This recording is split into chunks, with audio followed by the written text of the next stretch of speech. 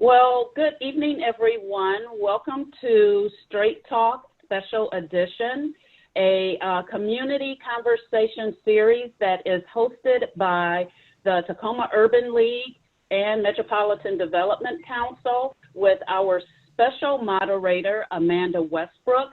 We label this as our special edition because we did a pivot in light of the very serious issues that we are witnessing and experiencing across our country. And so we are creating intentional special space to have a conversation that we are entitling, "We Are Done Dying."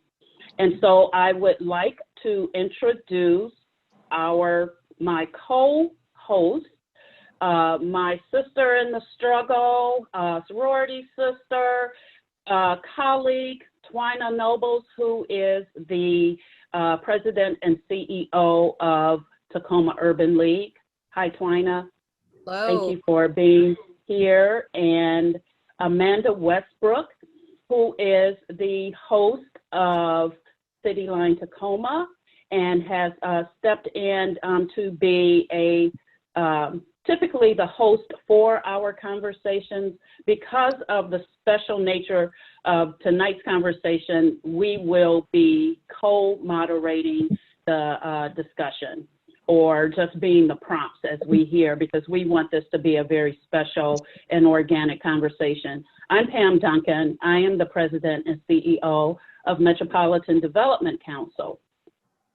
I'm going to turn the floor over to Twina so that she can introduce our panelists, and then we will turn it over to Amanda so that we can have a special moment of silence.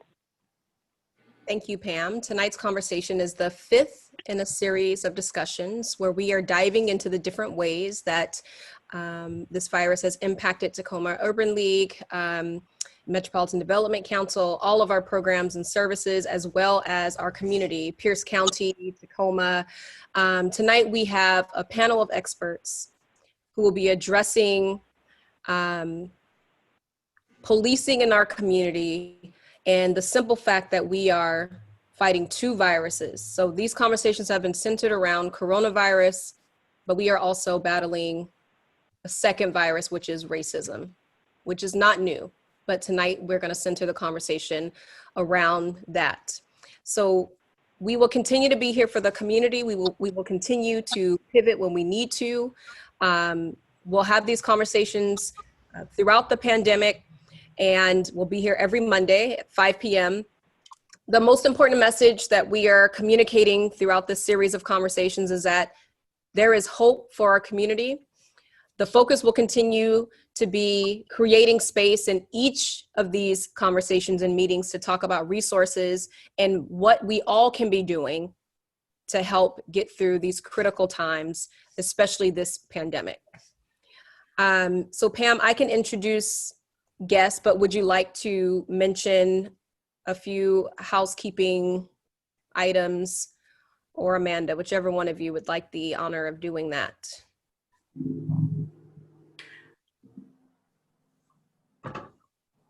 Oh, we can't hear you, Pam. Thank you. Sorry. I am happy to do the housekeeping. Let's introduce our guests first, and then we will talk about how we conduct these types of conversations. Okay, thank you. So we have a variety of guests with us tonight. We have with us Denice Randle, the Executive Director of Peace Community Center. Thank you for having me. Thank you. We have Fahren Johnson, Senior Programs Director for Greater Tacoma Community Foundation. I feel like I'm gonna pull up my list so I can have all the titles. We have Professor Dexter Gordon. Now, correct me if I'm wrong, but the founder of the Race and Pedagogy Institute at the University of Puget Sound, the director of the African American Studies program at the University of Puget Sound, the best university in the Northwest. One of my former professors. We also have Jashon Gauthier, who is government relations for Habitat of Humanity, Pierce County. We also have Mark Drones, who is a board member for Metropolitan Development Council. Board member always means boss. So, I mean, my board members are my bosses. Welcome, Mark. We also have Dr. Jashon Banks, who is a professor. Jashon, I think you, tell me what university, what college are you at now? Oh, I have to tell. Say that one more time. He's at Green River. Thank you. Green River College. Professor at Green River College. I just want to tell folks, we discovered this before everyone jumped on. Once you mute yourself, it will not allow you to unmute. So I know that's challenging. I am concerned about what my kids are going to do and say in the background, but it's just real life playing out. But I won't be able to mute these kids, and I also won't be able to redirect them because I can't mute myself. So we will unmute everyone, and then we'll just have to keep you unmuted so that Rob doesn't have to manage that. We also are joined by Jamad Canley, who is the CEO, founder of Potential Unleashed, which is incredible diversity, equity, inclusion work, as well as leadership development for organizations and individuals across the country. So there is a very skilled panel of experts. We also want to thank you, Rob, for doing all of the behind the scenes technical work for all of us. But thank you all so much for being here. This will be an incredible conversation. And I look forward to having this difficult but necessary conversation with each of you tonight.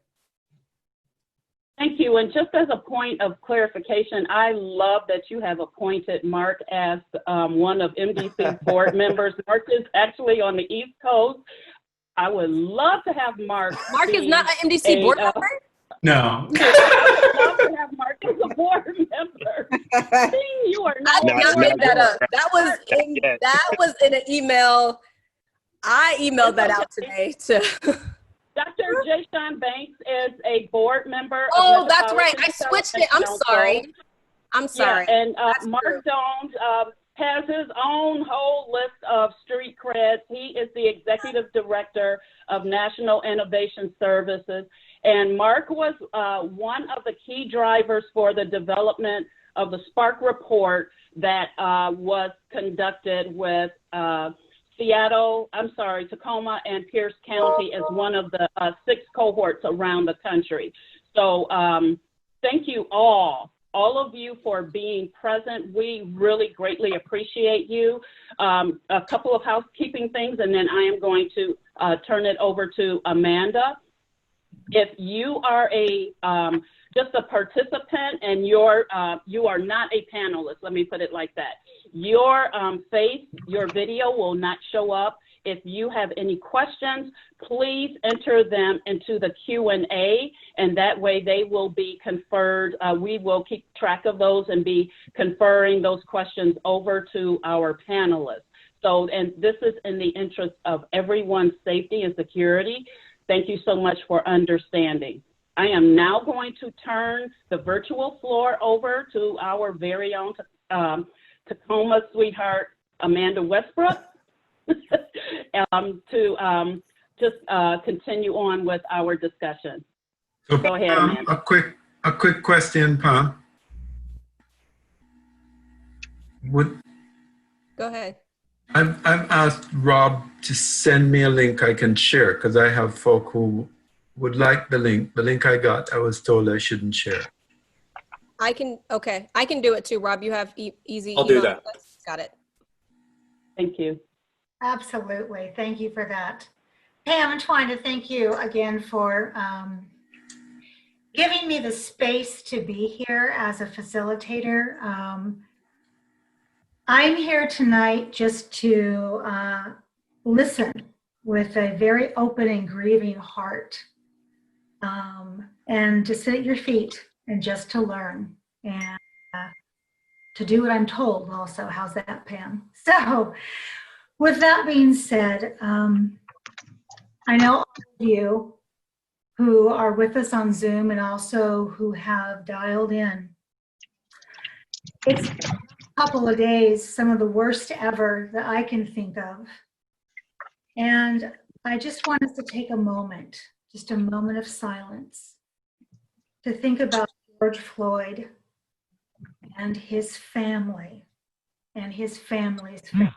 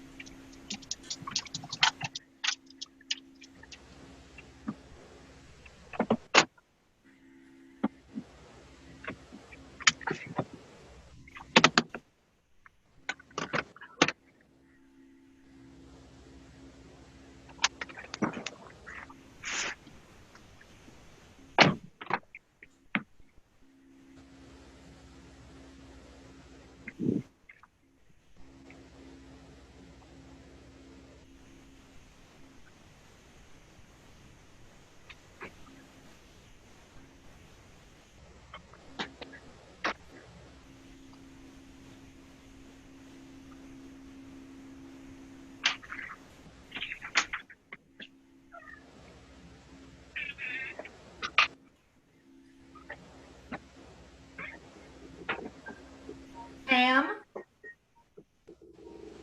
There is something very significant about prolonged silence.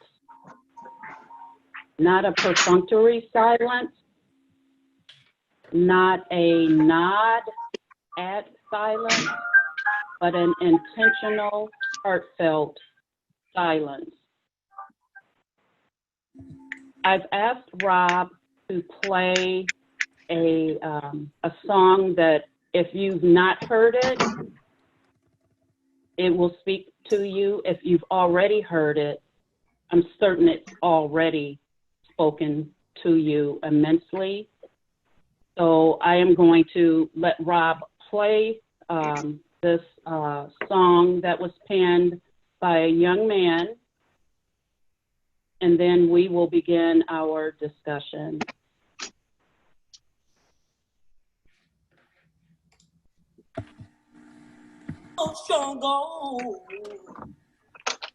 I just wanna live. God protect me. I just wanna live.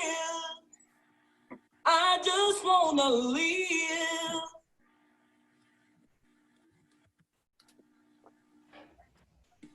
Oh, that was incredible, Pam. Thank you. When we sat down and started looking at these questions, it just kind of organically came out of us. And the first question we wanted to ask you, because you are our guest and we invited you in here as panelists today, is let's do a little temperature check.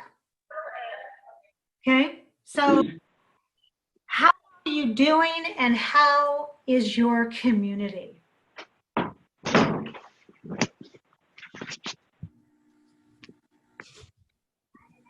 Mark, do you want to start? Sure. I'm tired. I'm really tired. I think I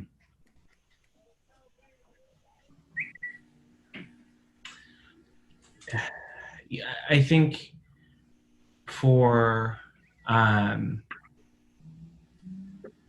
me and the work that I do and my team does, there are moments when you start to, I mean, like you question if it's working, right? If anything's working. This has been, it's not been great. And like I have a team that's majority folks of color and majority Black folks.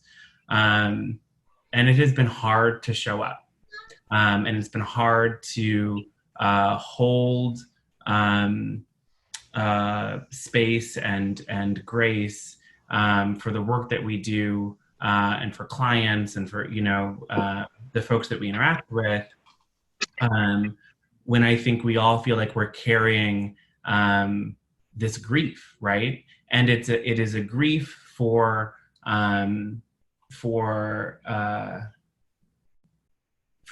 people who are dead, right? People who will not come back. And it's also a grief.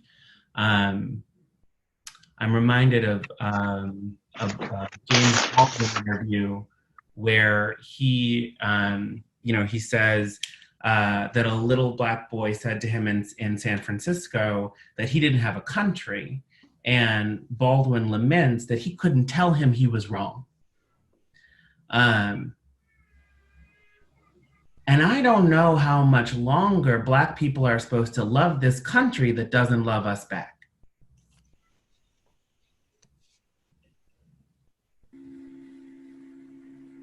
So that's where I am.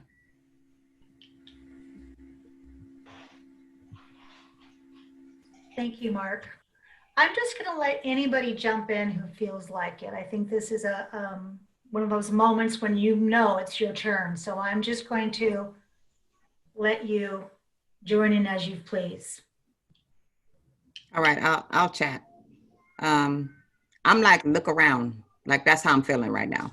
Look around. Like, I feel like I have gone through every element of grief. There's like the stages of grief. And I find myself having to fight going through it. And I know that if I don't allow myself to feel that every piece of what grief looks like when a life is lost, then I won't heal properly. I won't respond properly.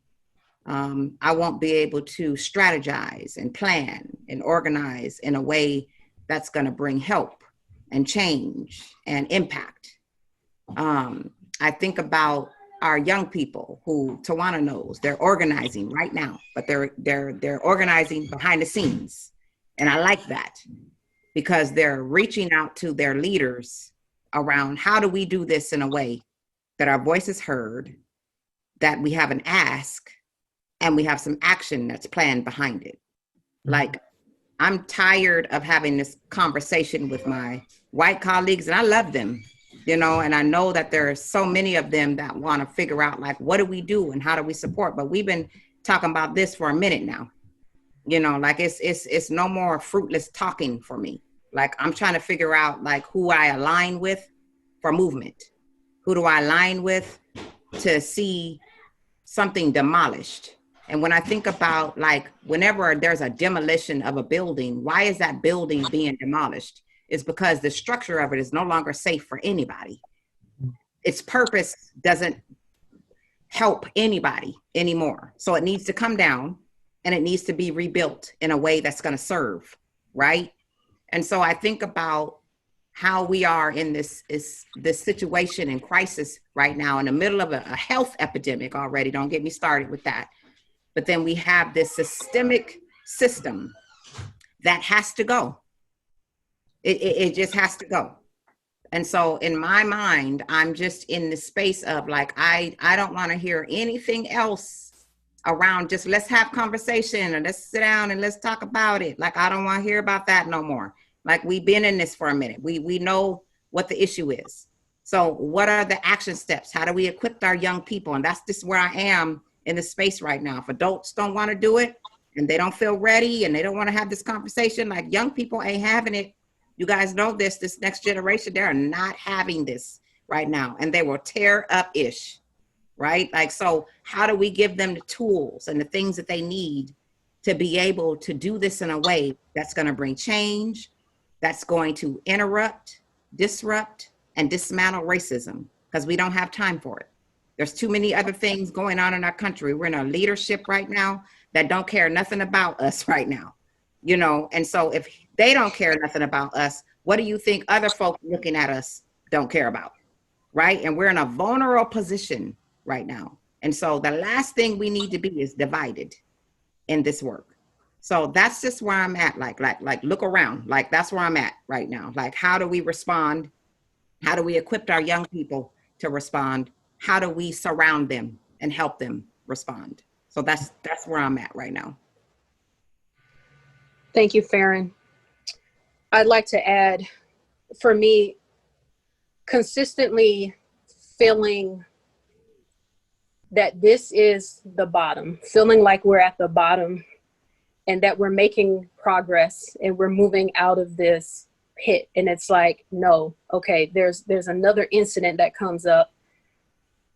And for all the work and the progress that we strive for and that we work towards as a community, I'm really living in this space of I'm exhausted.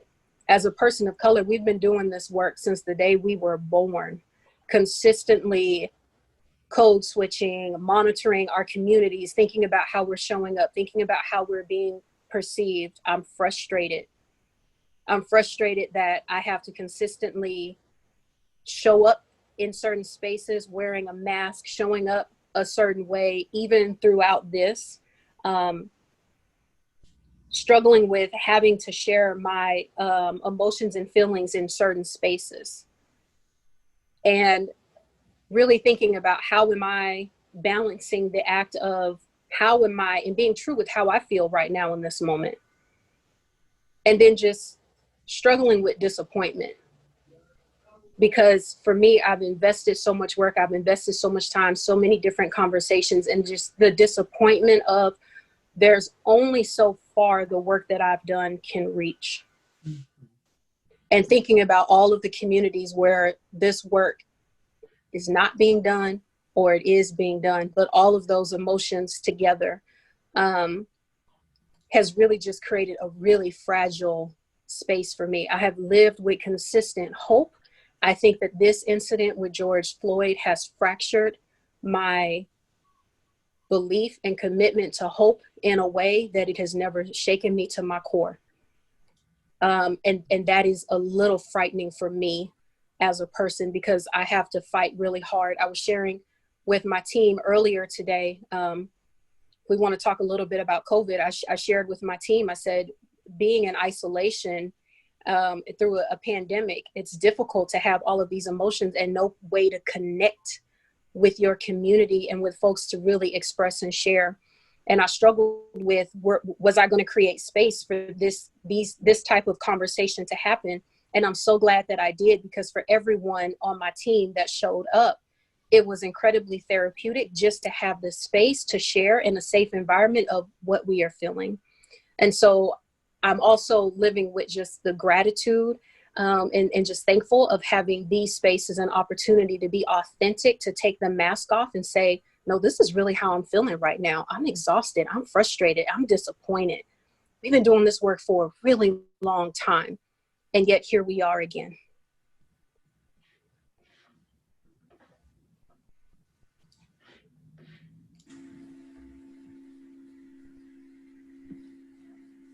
I want to chime in here. Thanks, Mark, for beginning with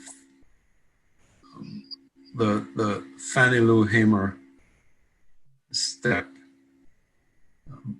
It's sort of the rift that I've been exchanging with my colleagues in African American studies. I sit here having spent the better part of the last week, if not the last 2 weeks, online with my colleagues, working out what's our response? What's our response to looking at the body of another Black person laid out as spectacle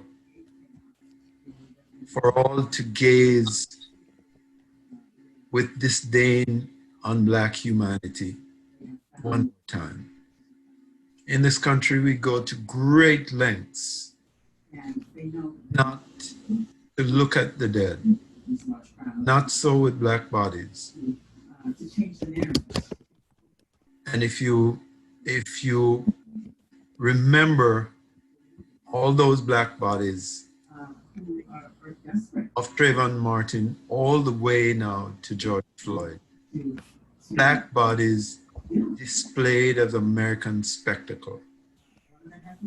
It's a long practice. It is a soul-killing practice. Mhm. And Mark and Denice,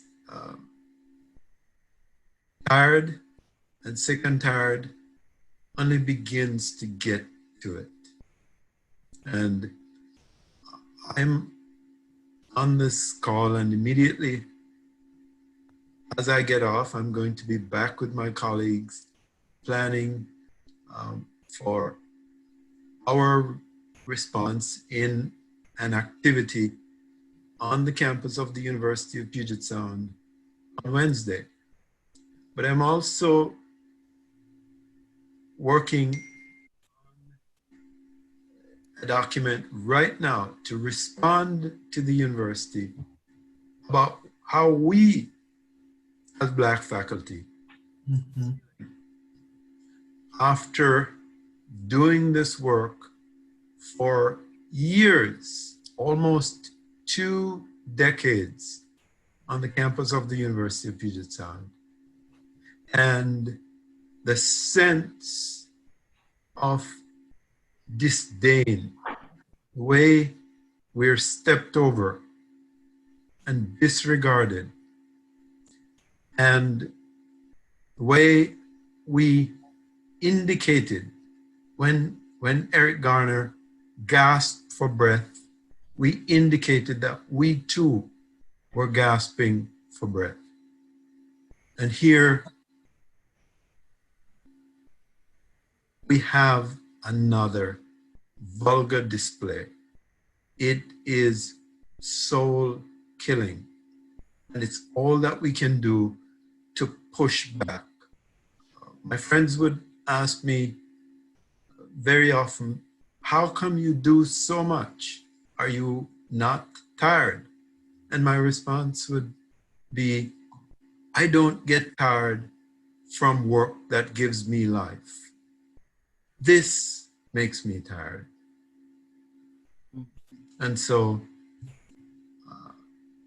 this for me is an existential moment where, beginning with my university, some fundamental things have to change. And I would say that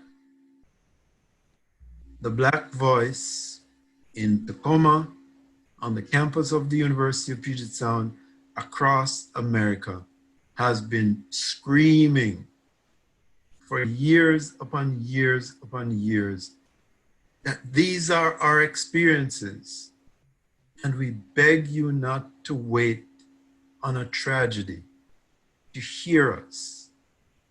We don't make this stuff up.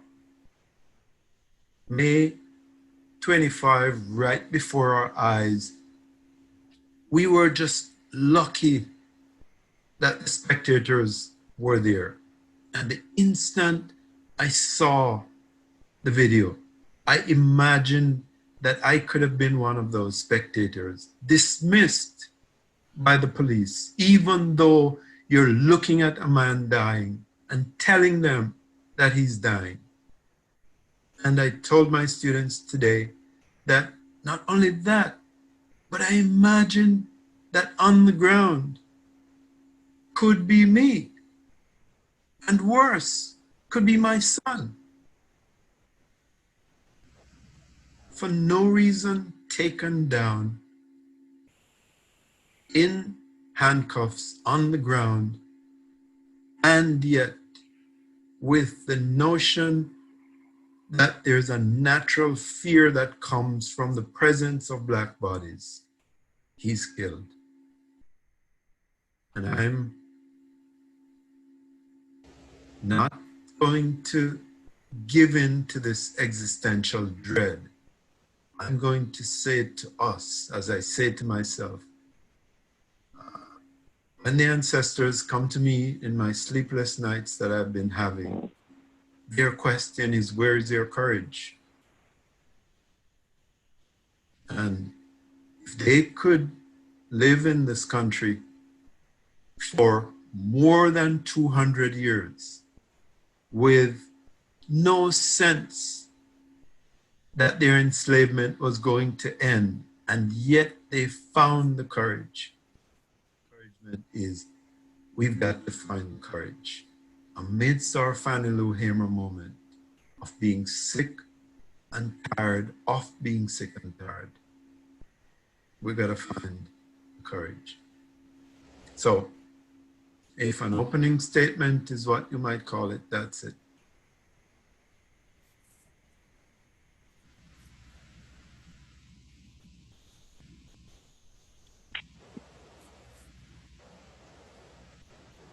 I'll go ahead and jump in just for sake of time. I know the question was, how are we doing?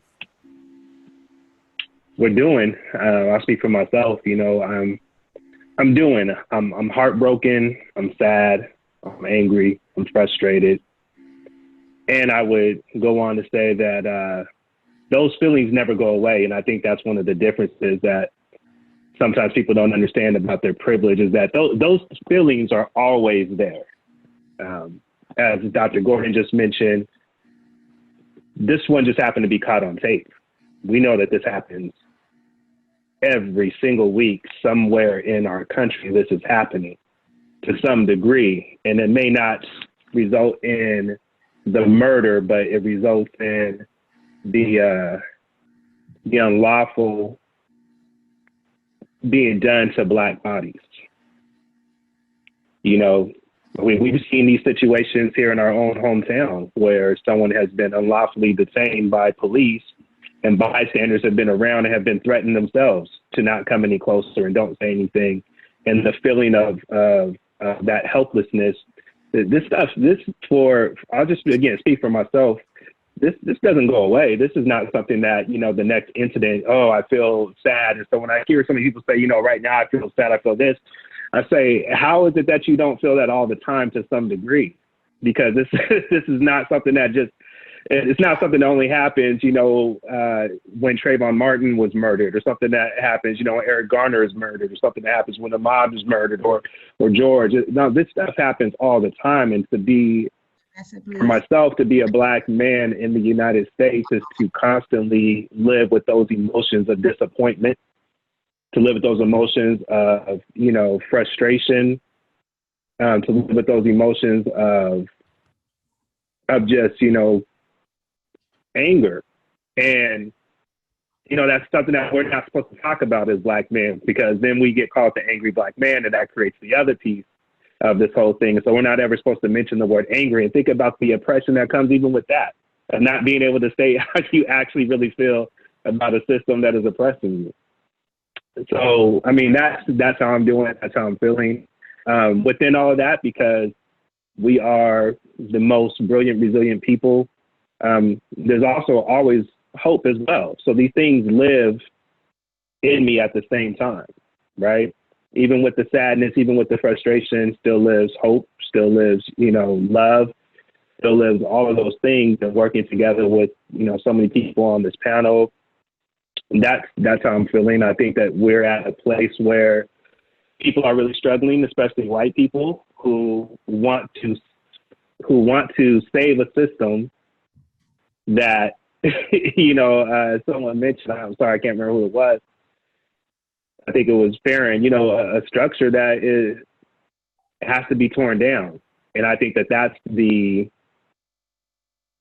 crossroads that we're at right now, because I can feel this desire, this anxiety building up in the mass public of, let's do something. We've got to fix this, but I don't think that what people are saying is that they really want to fix this. I think what they're saying is, we don't want this to get worse. We don't want this thing to come tumbling down. We don't want this thing to catch fire, so let's figure out how to make it better. And there's a big difference between fixing something and making it better. And I'm a little, at this point, just wondering Do people really understand that you can't rebuild something new if we're still trying to hold on to the parts of this old? And, we got to make a choice. So, yeah, that's what I'm doing. I'm hopeful, and just even with seeing, again, the folks on this panel, I was in a text exchange with Tawana and some other people yesterday. There was a great webinar that I was able to attend with about 400 people on Saturday, and those things were extremely therapeutic for me.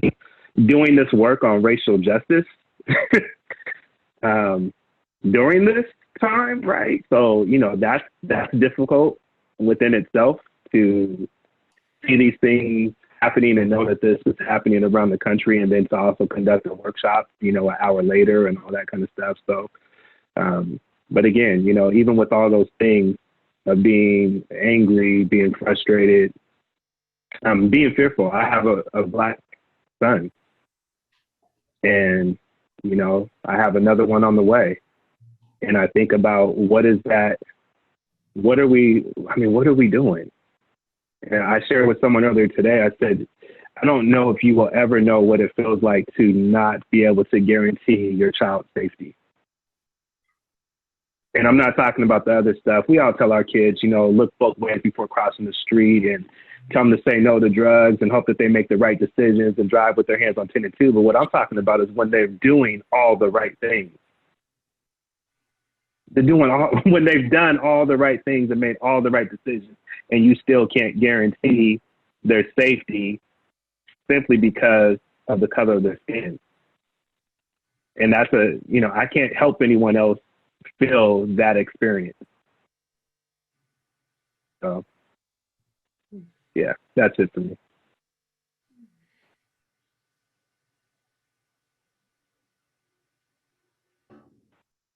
Looking at. Excuse me, I'm a bit emotional. I'm really, really emotional. I'm frustrated. My heart racing. I'm just I am in a different world right now. For those who don't know, I teach criminal justice, and it is a fight to watch some of my students graduate, some of my students go on and go into law enforcement, and doing the best that I could to teach them, but also ensure that they do the job correctly. Letting them know this is a customer service based type of job. Every day won't be perfect, but follow your protocols and do the right thing. And seeing these videos and seeing it with my own two eyes, even being a victim of it, of police brutality, it's really a drain on me right now. And I sit here daily, reading different books. I'm always updating myself on different laws and policies that pass. Like Dr. Gordon spoke of, like he has colleagues. I don't have any colleagues in my corner at my institution right now. It's like I'm the unchosen child in my entire department. Not a lot get discussed with me. No one thinks that I work my behind off to obtain a doctorate degree and understand these things. On top of that, I fought for a country that don't love me. I'm a U.S. Army veteran, and I went twice across those waters and fought. And you come back home and you still get looked at as if you're nothing. Even again, entering higher education, I still get frowned upon or looked at differently due to the fact that I try to bring something different to the classroom. I bring hope to those young students of color, to the Black young men that went through or going through things that I went through as a young Black man, trying to find my identity in myself, trying to figure out what I want to do and impact my community, but also impact the nation. I am drained. I am fighting behind the scenes but I'm fighting alone in the sense of trying to find a better way to help and make a system work for people of color, but also mainly for the Black community, because it's not built for us. It is not created for us at all. When you go back and look at the 1964 Civil Rights Act that President Lyndon B. Johnson signed, it wasn't signed for equal rights. This was signed to silence you. This was signed to censor you. That's exactly how I feel every time I speak of anything dealing with law, justice, policies. When you're questioning, you get censored, you get silent. You get silent because you're asking a question they didn't think about while developing these things. You're asking a question that doesn't really align with the community that is in purpose for. So again, you know, I'm really, really appreciative of being a part of this panel. But again, I am so full of emotions from, again, serving this country, fighting for this country, but also standing in the classroom, and I still have to battle against colleagues. I have to battle against students when they see a Black man teaching criminal justice and bringing a different perspective into the classroom, and also showing them the disparities that is actually in our system. And it's sad that it's stats, we have data, we have everything that shows that there are racial disparities in our justice system, but no one wants to listen. No one wants to change it. It's perfect the way it is, being fit apparently to others. But I am so sick and tired of seeing young men younger than me being buried, being killed, being beat down. And sometimes it feels like a fault of me due to the fact that I'm in the field fighting, but just trying to get my voice heard to show that this system is broken. It don't need to be fixed. It needs to be torn completely down and restructured, because it is not built for people that look like me. Again, I appreciate being on this panel. That's how I feel right now.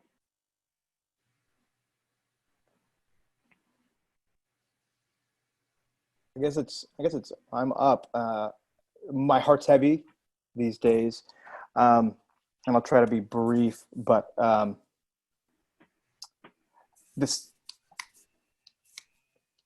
had organizations reach out to me today to ask me to help with their wordsmithing of, you know, what statement should we make, right? What's the statement that we should make?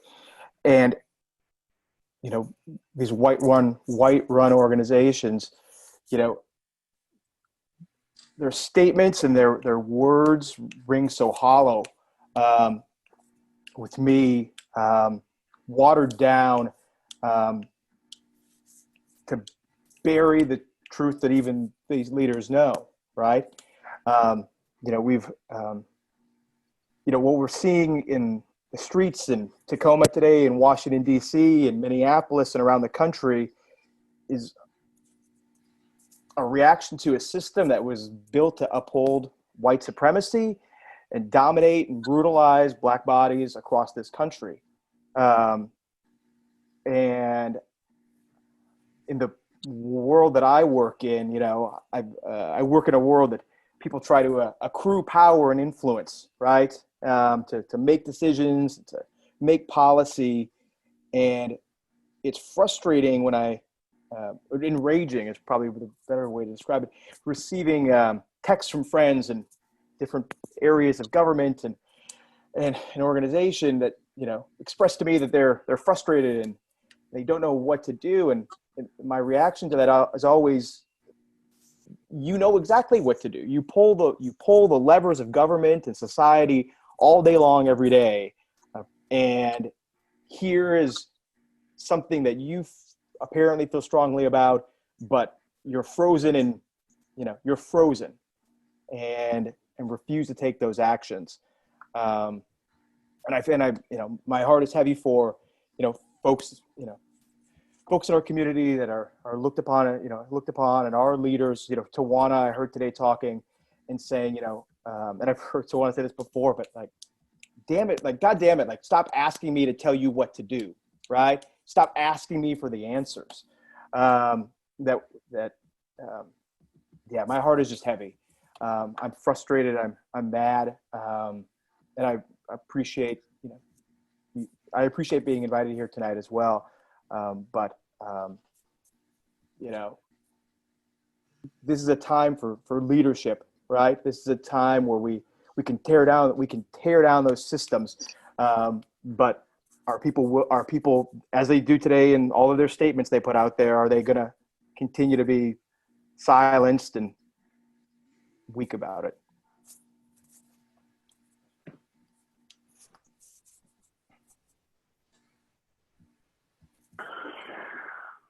As I was listening to everyone speak, the term that resonates with me that I had a conversation with a couple of you about earlier is allostatic load. Mm-hmm. And allostatic load is the wear and tear that a body endures from chronic and constant exposure to heightened levels of stress. And what I was hearing from each of my brothers and sisters was an expression of allostasis. And you can Google it, it'll pop right up. And every day we are subjected to that. Every day we show up and we look good when we show up. But every day we live a double life. There is the code switching that has to happen in our professional environments. There's the bicultural aspect of walking in environments such as Dr. Banks mentioned, where you're constantly fighting. And it's the heightened stress that we as a community are exposed to because we operate within systems that were not designed to benefit non-white people, and especially be to the detriment of Black people. So whether it's education or it's the criminal justice or injustice system, it's law, it's finance, whatever it is, that it's the stress, the stressors. And I'm just reminded of a couple of weeks ago when we were talking about the disproportionate impacts of coronavirus, and what really came up from that. And Mark, I thank you so much for this, that conversation wasn't really so much about disproportionality. What really came from that was here is yet again one more thing for Black people, for Black and brown people, for non-white people. Here are once again the stressors. And as I was listening to you all, and I was relating to everything you were saying, but I was just thinking, white people, this is an untenable situation. It's untenable. Just because it has gone this long does not mean that it can continue. And I know that as an individual, a person of color, a person who has been in the struggle for a long time, I feel stress fractures. I'm just starting to feel those things. And I just made myself step out of the whole space into myself so I can be of some good for everyone else. But every day, living this life, and then when we see what we see, and we haven't even spoken about the situation in New York where a Black man asked a white woman to please put her dog back on the leash, and she said, essentially, I don't like what you're saying to me. I'm going to call the police, and I'm going to say an African-American man is threatening me. I don't know which one of those sent me over the edge first. I really don't. But this is what we are. I guess I just really so much want for white people to understand or to hear, because you can't ever fully understand what it is like, but to hear and to now step in that space and say, okay, we have to fix this.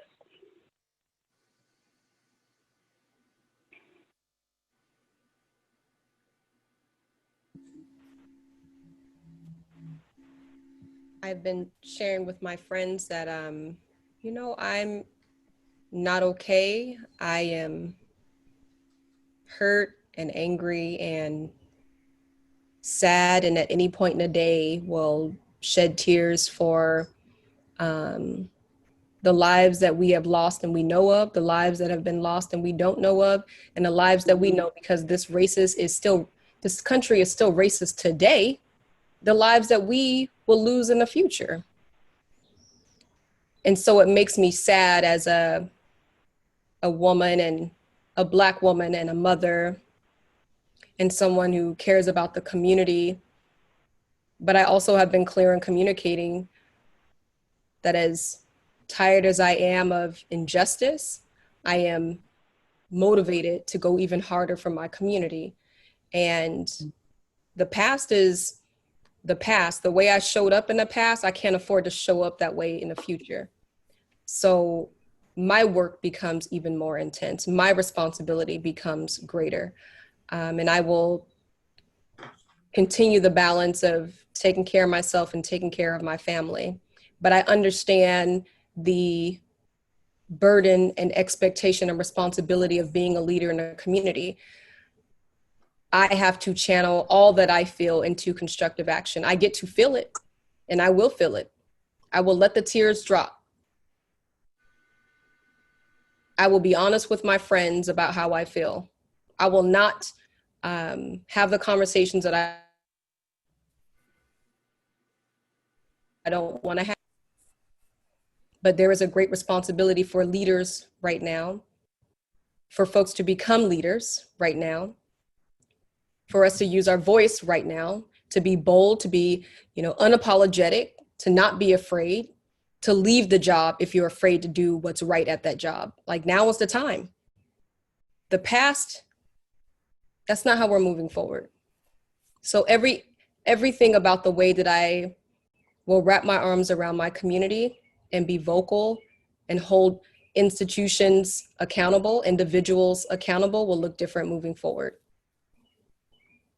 And I also have been consistent in saying this responsibility, I'm not adding more responsibility to the Black community. We will take this energy for folks who have been saying, well, we need to get out there and vote. We will take this energy and vote. We will take this energy and run for office. But this has never been a single day event for us. Denice already said, from the day that we're born into the day we're put in the ground, this is the battle that we fight. This has never been about a single day.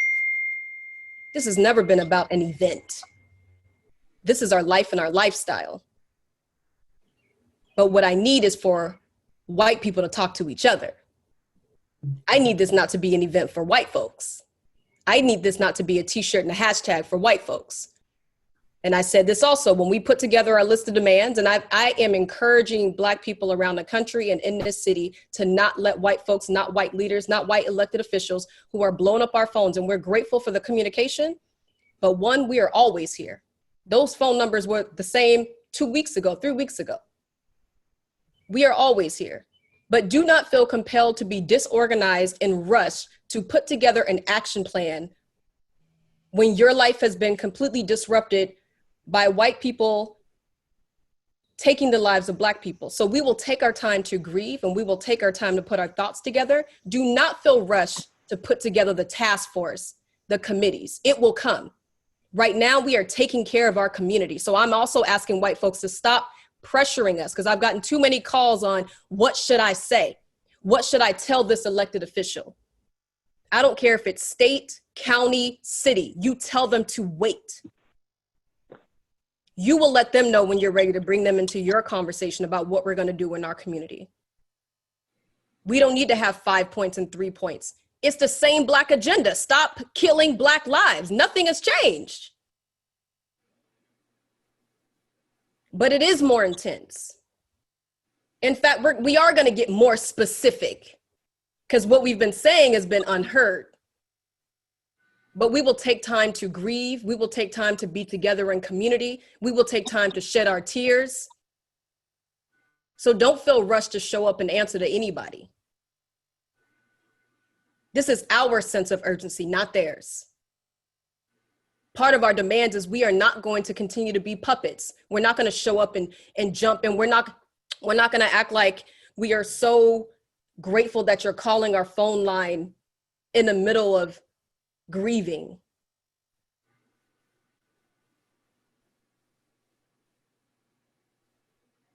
So we will take our time. We will do our healing. We will be in community. We will let our community members protest peacefully, protest however they choose to protest. And when it's time, we will reconvene to have those conversations, but don't feel pressured. We've been talking about this stuff. That's what the classes and workshops and webinars and DEI trainings have been. We've been talking about this stuff. We don't need to rush into another conversation.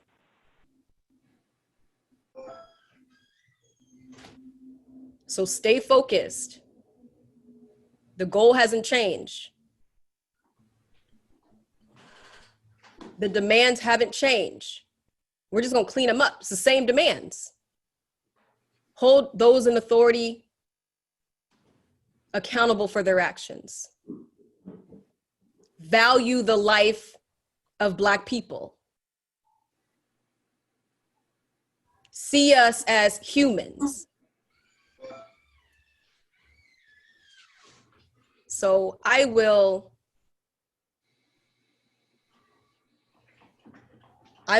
pause, but I just, there's so much. There's so much. But right now I am just taking care of myself, being honest with my feelings, channeling the energy, cleaning up my strategy, but I'm not, white people don't get to make me more urgent about the conversation that we've been having. I did see a question in a comment box about how do we make this, not make this a one-day event. That's for white people to figure out. I already said it's not a one-day event for us. Okay. I don't like to tell people my age, but I've been doing this for 38 years. My mama was holding the burden before I recognized the world that I was living in, but it's not a one-day event. But that's where I am. That's how I feel.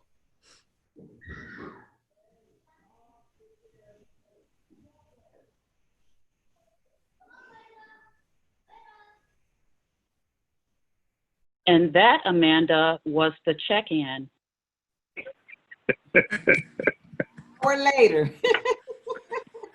That was Okay. soul was heard around the world. That was the check-in. Mm-hmm. Mm-hmm. Mm-hmm.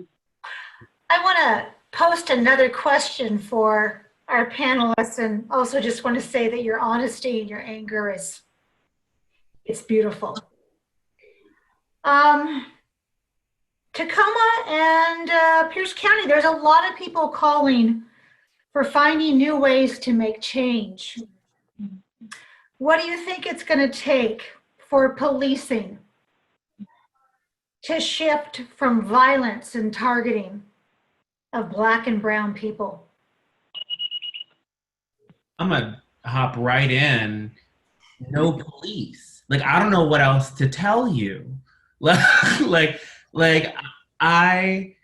is a broken institution that was built on the back of slave hunting patrols. Like, that is the historical root of policing as an institution, like structurally. Like, the badges that slave hunting patrols had are the design that became sheriff's badges.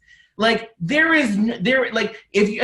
it's so rare in historical work to find an unbroken line. This is these are the same things. And so I cannot continue to have a conversation about reforming the police. That is not a thing that can be done, and we are not going to tinker our way to justice. We have to do gut transformations, meaning there will be no police.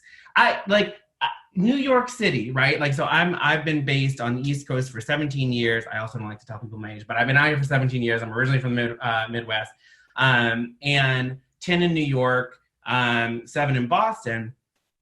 In 2013, 14, the New York City, the police department did a partial strike. They called it a slowdown in an attempt to prove to New York City and to the mayor how totally screwed up, I almost swore, how totally screwed up things would be without their presence. Major crime dropped. There is a positive correlation between police presence, the presence of crime, the brutalizing of bodies, Black and other. There is no reforming this institution. It is predatory. It is rooted in white supremacy. And how communities come to articulate their safety has to be different than relying on a paramilitary force that doesn't have any options other than violence. And that's the real, if you tell me, right, that you're gonna send folks out armed to the teeth and their job is to induce safety, who's safe then? That doesn't make sense. So frankly, what I'm asking, so my team, right, so not everybody knows what we do. What my team does is we advise governments. That's our job. Our main focus is on housing, but we do work in some other fields as well. I am about to press send on a note that's going to go out to all our mayoral partners, right? I am going to ask you personally, y'all been working with me for years, cut your police department budget in half. Tell me you're serious. Because I know all of you are doing COVID-related budget cut exercises right now because ain't nobody got $1. So don't hold harmless the most predatory institution in your portfolio.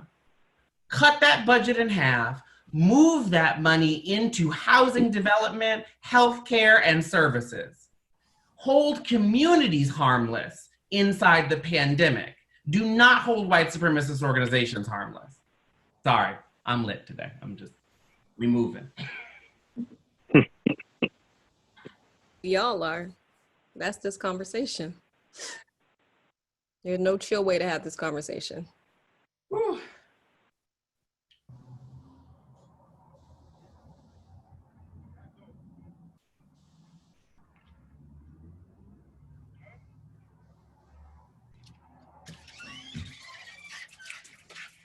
Just for the record, I'm not adding anything to that. We can move on to the next question as far as I'm concerned, because, when you look at the fact that, as recent as allegedly, right, as recently as the 90s, that you had a white supremacist organization called the Linwood Vikings in the LA Sheriff's Department operating, right? I mean, what are we really talking about? I love, anyone who's been in a workshop with me knows that I will always make this statement that these systems aren't broken, right? Broken systems. This is what they were designed to do. Every historical institution in the United States has a load-bearing wall of white supremacy. Can't name one that doesn't. You look at the financial institutions, Wells Fargo, 2017, right? Giving people of color higher interest rates simply based off the color of their skin. We can look at, law enforcement. We can look at the judicial system. We can look at incarceration. We can look at education. So you know, I mean, and when we keep approaching this by saying that the system is broken, the problem is we try to tweak the system. It's like someone saying slavery's broken, so let's figure out how to make it run more efficient. No, what do you mean? It's not a broken system that needs to be fixed. It needs to be abolished. Right? It no longer serves us well. It's not what we who we claim we want to be moving forward. It doesn't serve that picture. And when we keep trying to just tweak these systems that we know this is the history of it, rather than completely reimagining what does that look like. And we have so many examples where they have completely shifted their entire system and invested in education and invested it, you know, in community and housing and jobs and everything else. We see what happens in these other countries who have done that. So I think, you know, we can have that conversation about what do we need to do about law enforcement and everything else in the meantime, because I also believe that that's important. While we're trying to build a new system, we have to help the people who are currently trapped in the system and who are being affected by the system every day. But, you know, we can't keep starting with this idea that the system just needs to be fixed. We have to have a long-term plan for building something else, something new. Yeah, I was in conversation with some young people today, and they're wanting to plan a peaceful protest. And I want them to do that, but I need them to live after so they can tell their kids and grandkids what change they made. And so I pulled some information around use of force, and it comes from Camden County Police Department. They're in New Jersey. And they have a directive, and I'll read it. The purpose of the directive is the primary purpose of this directive is to ensure officers respect the sanctity of life when making decisions regarding use of force. And so when I was talking with some of the young people, they were saying, Ms. Fahren, we need a law that talks a little bit about what happens when you're a bystander and you see use of force happening. You know, what is our position in that? You know, can we intervene during that time and not be held accountable or it come back against us?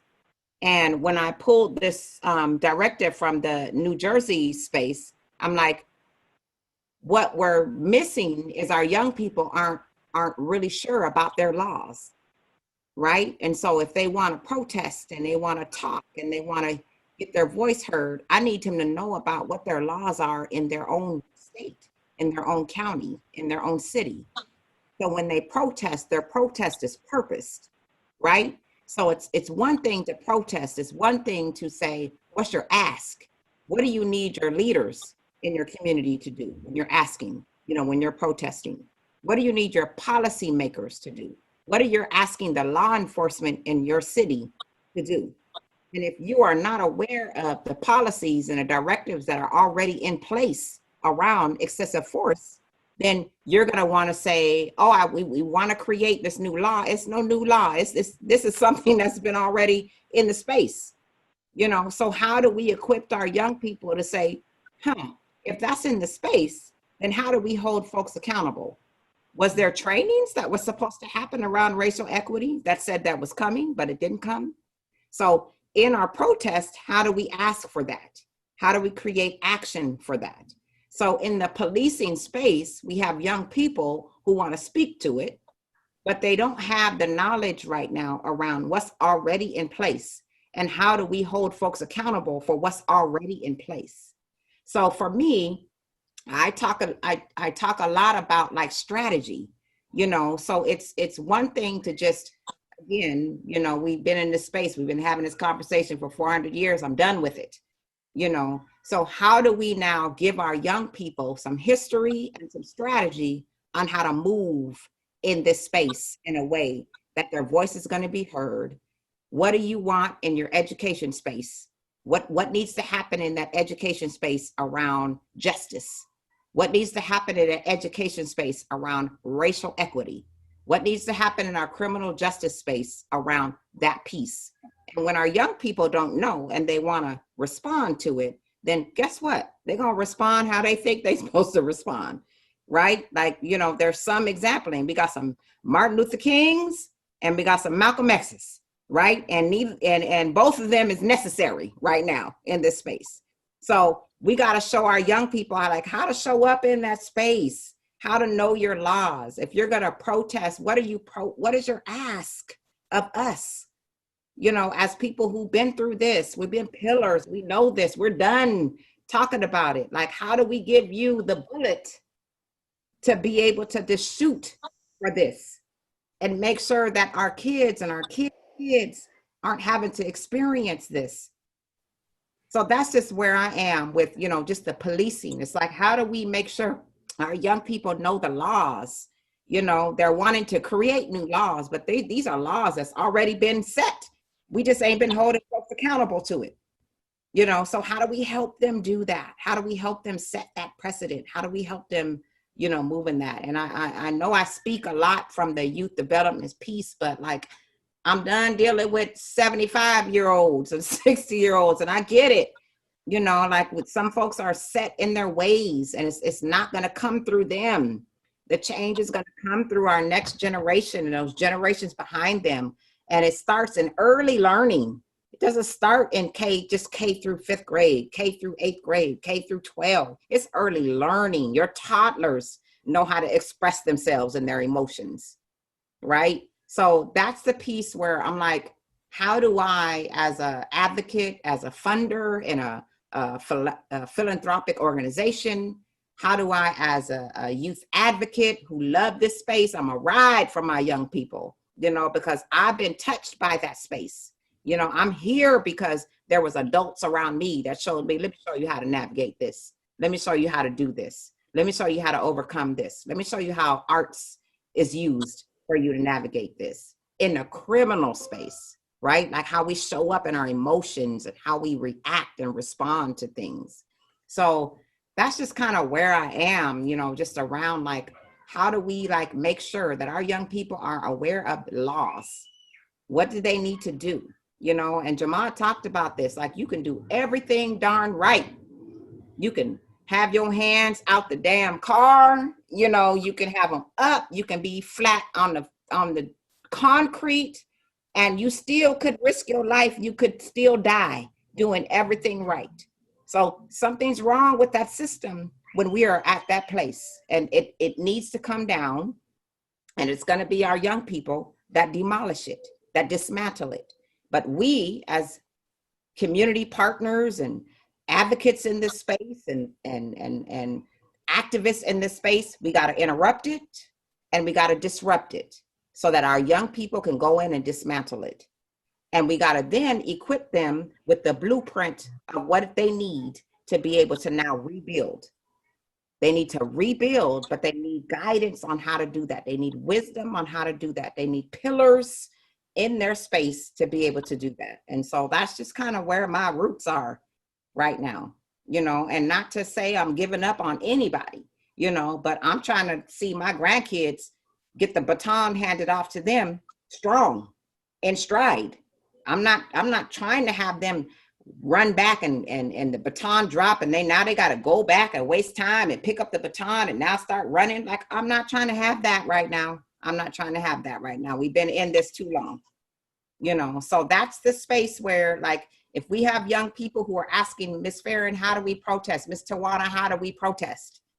We're going to give them the tools they need to protest, whether it's in a virtual space or whether it's on site.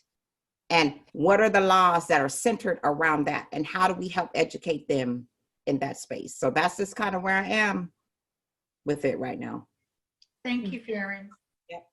Can I flag one thing like that I think is important? So I've done work with across New Jersey. I'm familiar with some of the stuff that Fahren just mentioned.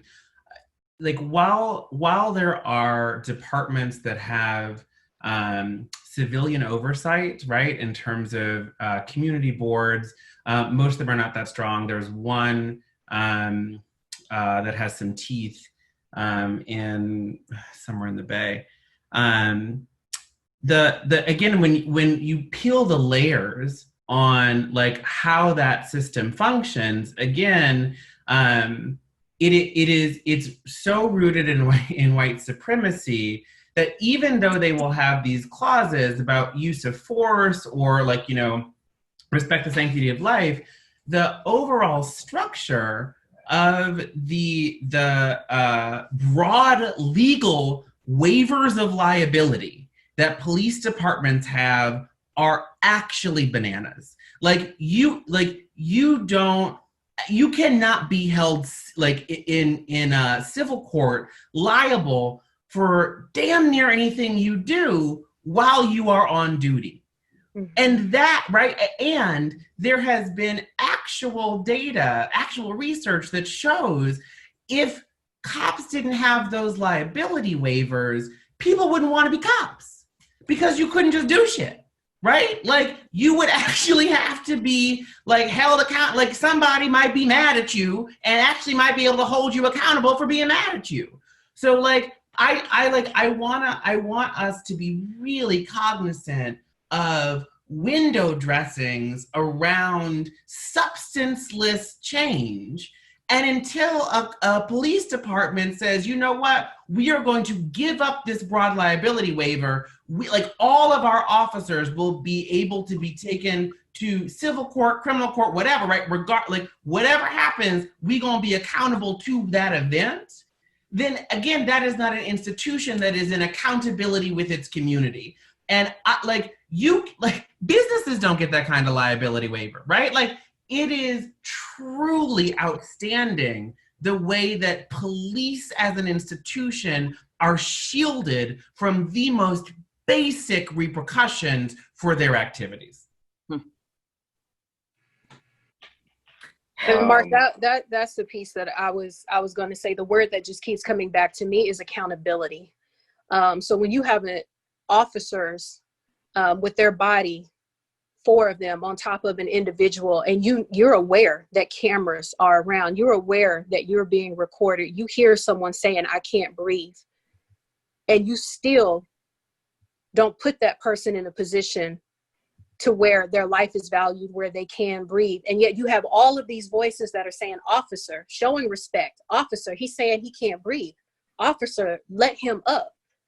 And you still hold your position. That was one of the things that I was talking to somebody about just this weekend. Do you know how much power that is to say, I know I'm being recorded. I know there are bystanders that are watching this play out, and yet I'm going to stand firm in what I'm doing right now. As you're stating, like you must have something backing you up to say, I'm going to be good no matter what the outcome is. Because there was no regard for, if this goes left, maybe I should change my stance. Maybe I should change my approach in this scenario, in this position. And so accountability is the word that comes back to me when we say finding new ways to make change, for shifting or for targeting Black people. I want the power to be within the community. No one was saying, officer, let him go, or officer, you're wrong. It was, officer, he can't breathe. Officer, you don't have to hold him that hard. Officer, why do you have him in a chokehold? And so the community, it has been stepping up, but that power doesn't live with the community to help hold folks accountable. The community within the education system, to your point, Mark, of who else has that many freedoms in regards to what can be done and how you are conducting your work. I would like to see new approaches, new laws, that when you have bystanders, when you have community members that are challenging police officers in that moment to reconsider how they are engaging with the public, specifically with Black men, because that's the area we're seeing the highest deaths within police custody, to have that changed. I just want to tap in and say that's not freedom. That's not acting with freedom. That's acting with impunity.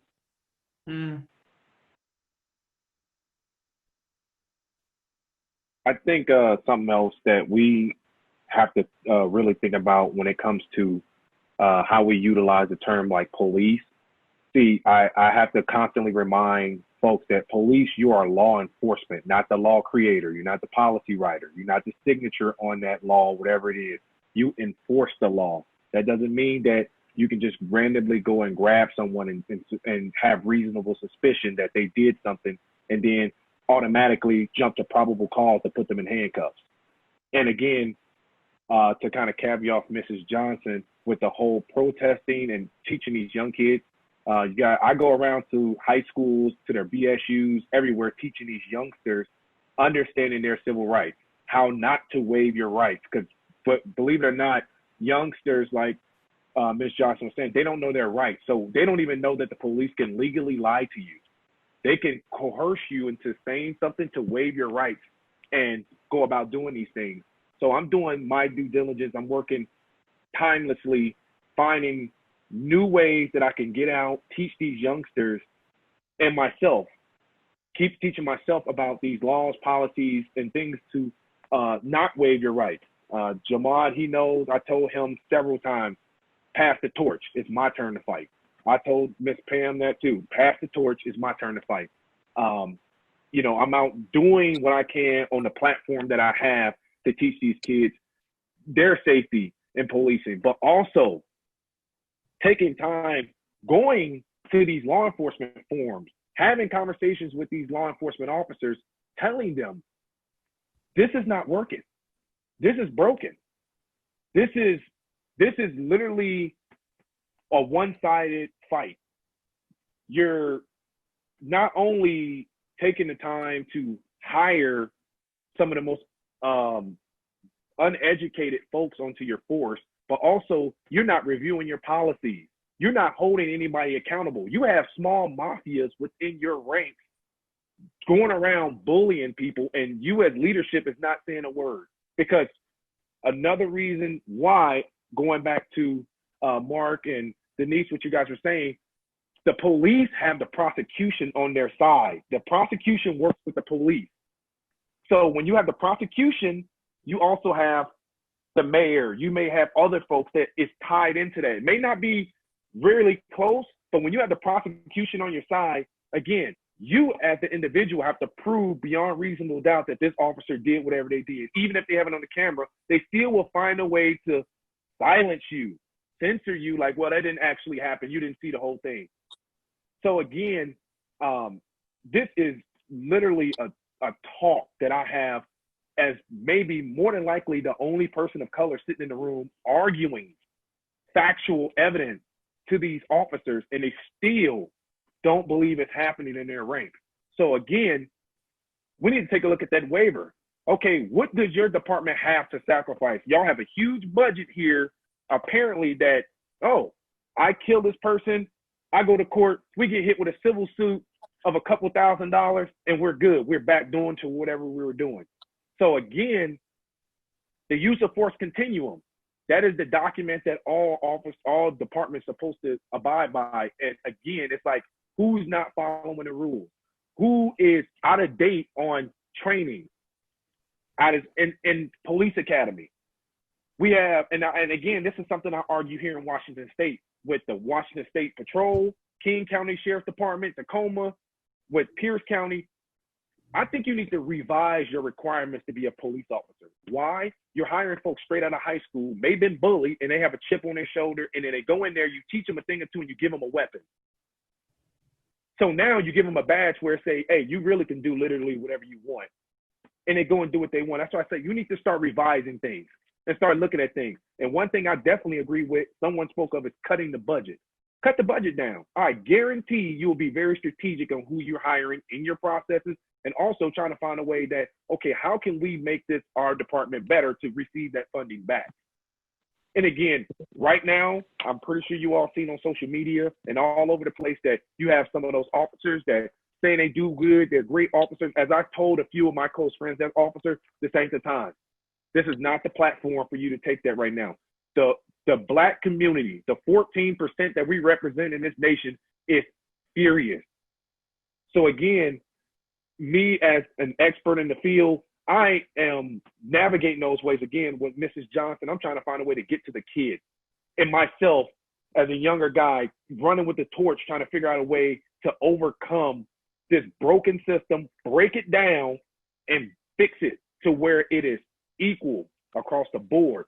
Because I am tired of me getting pulled over and I'm fearing for my life. I get pulled over, or even at the school I teach at, and officers come on campus and they're looking at me like, well, who is this black guy?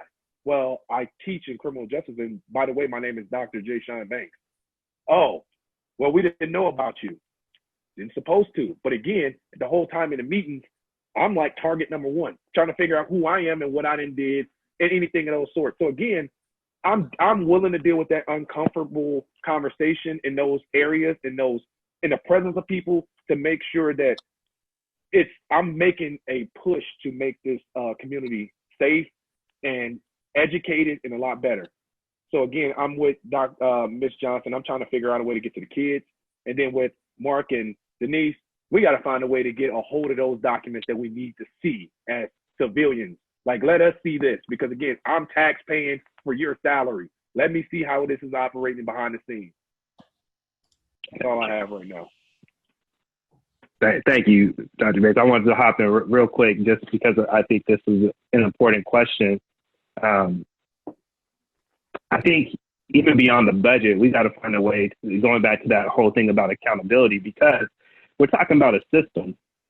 And how do you justify your budget? Well, one of the ways that you would justify your budget after your budget being cut is to allow crime and other things to go up so that you can then therefore justify, you need me. That's kind of what Mark was saying, that they thought they were doing, you know, in that community. And I have seen communities.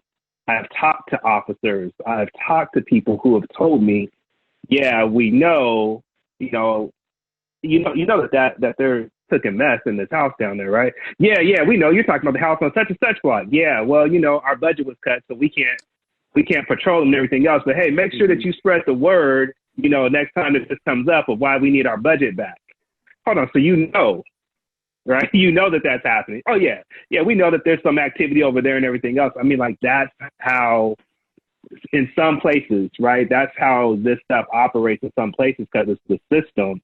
And when it becomes more about a job, and rather than, again, the oath that was taken, we've got to find, even within that, my opinion, we got to find even within that creative ways to hold the city accountable and to be able to sue that city, right? To say, like, you were accountable for this. And so, because we know that dollars, that's what moves things, finances moves things.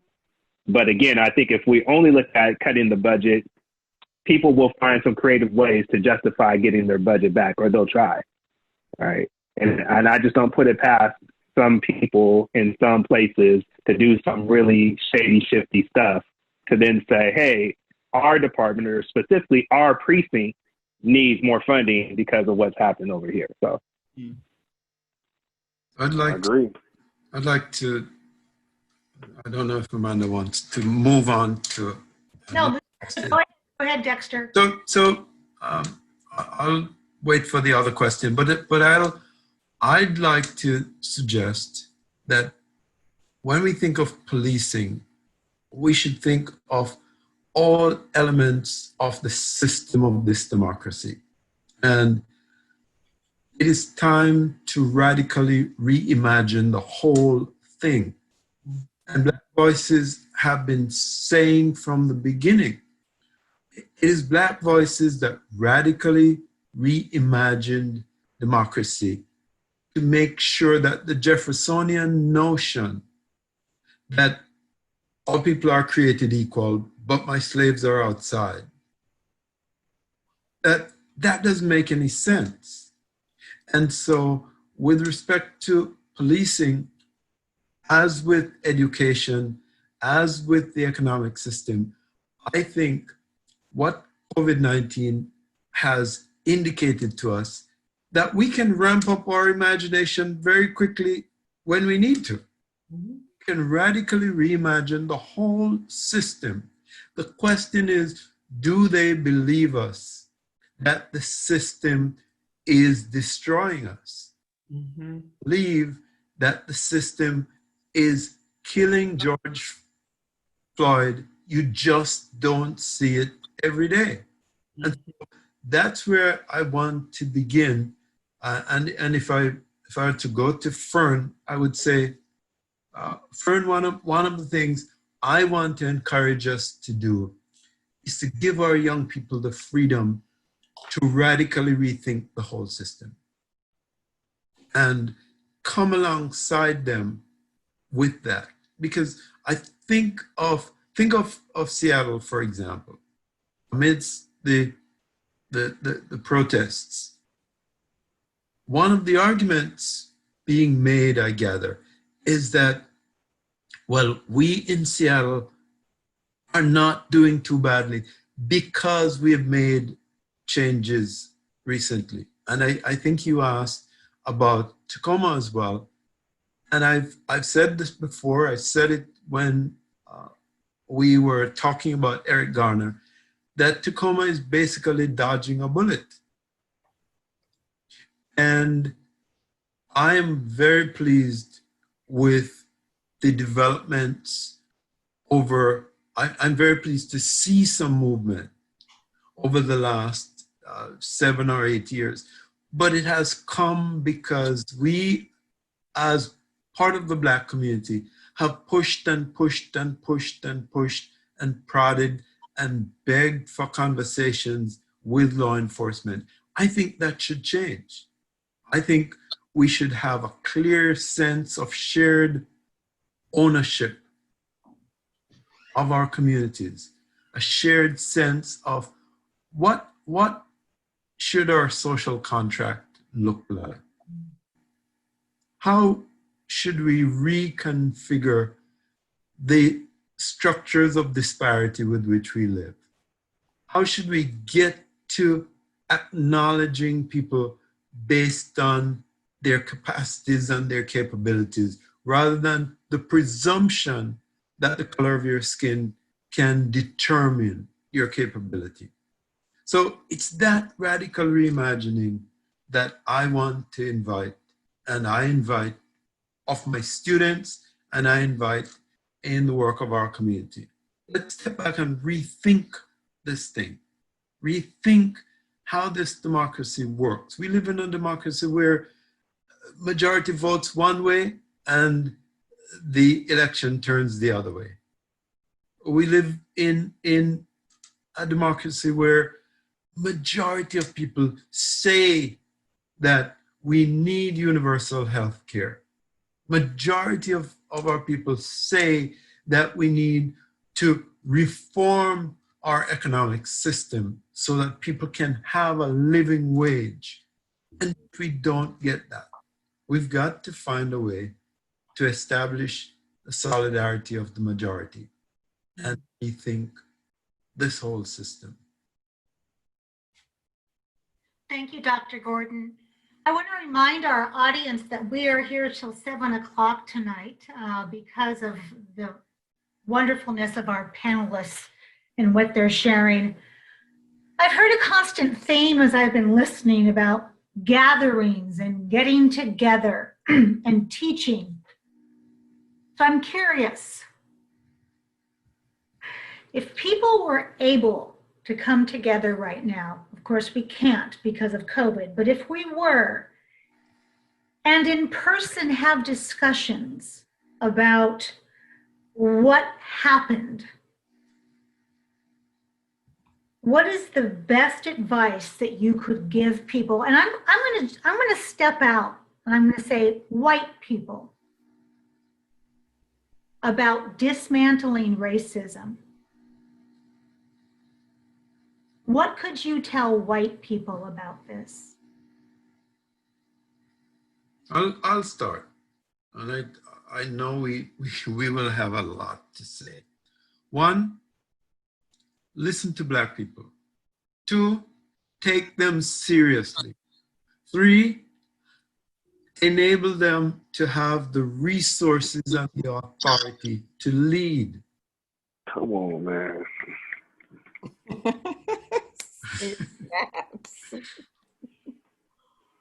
4, acknowledge that this thing belongs to all of us. We are not guests.